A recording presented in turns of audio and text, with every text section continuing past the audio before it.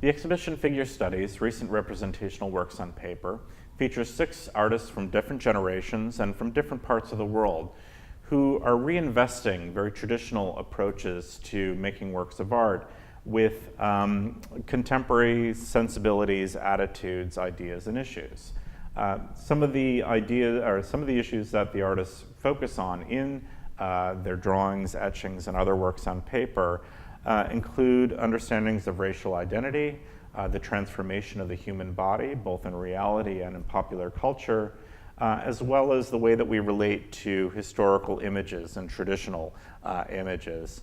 and how we come to understand larger and more abstract ideas through specific symbols, icons, and images. Throughout her career, the artist Ida Alperbrug has created images that deal with feminine identity or deal with the way that the human body, not only how we transform ourselves, but also how the human body is transformed and morphed and understood very, very differently in popular culture. Her work, Rose, featured in the exhibition, presents 26 representations of a very identical figure, but the background colors against which this figure is presented, as well as different details of the figure's physique, change from image to image. In a way, it creates a portrait of this female figure of Rose, perhaps over time or over different kinds of changes, and it really prompts consideration of how our own bodies change over time, and how the human body changes not only through voluntary ways, the way that we lose or gain weight, but also through other, sort of negative and positive circumstances, and how the human body is a very mutable thing. It's something that doesn't have a fixed understanding, but that we understand in very different ways depending on a given context or situation. The material that she uses to create this work itself has a very sort of tactile and physical presence.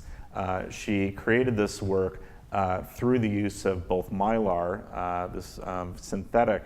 material, but also a paper called gampi, which is a Japanese paper that has a particular kind of texture to it, and which she has manipulated in such a way to give it a very sort of skin-like presence.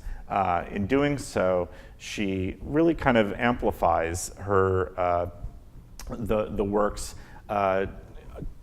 attempt to really kind of grasp a different kind of understanding of how the human body changes over time, and how our own perception of our own bodies and those of others transform over time and change. The work of John Bennston looks at the way that we understand racial identity, masculinity, and sexual identity, taking these very adult and mature themes and framing them with an approach that is very reminiscent of children's coloring books. And so in a way, he uses this very innocent way of communication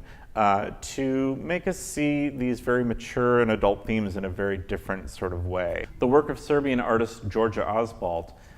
takes scenes and situations that are familiar to us from art history, but introduces very inappropriate or somewhat disproportionate elements. For example, an image of a saint or even Jesus Christ holding a cartoon-like bunny, or a very voluptuous, an image of a very voluptuous nude woman that we might associate more with a pinup magazine than from the kind of art historical composition that he's presenting. Oswalt really kind of takes, creates these satirical looks at art history as a way to comment on our own relationship to not only tradition, but also sort of established entities of authoritative entities. The work of St. Louis-based artist Tom Reed takes a very imaginative look at the natural environment, and really creates works that create very hyper-stylized representations of things that we find in the natural world, particularly flowers. The flowers that he creates oftentimes become frames for different scenes and scenarios within them, but also have a presence that some kind of oscillates between representation, being this sort of visual representation that we have come to know that represents a flower, but also becomes a more abstract composition of shapes and forms of these radiating circles and lines that kind of break down. And so I think it's this really interesting relationship in Reed's work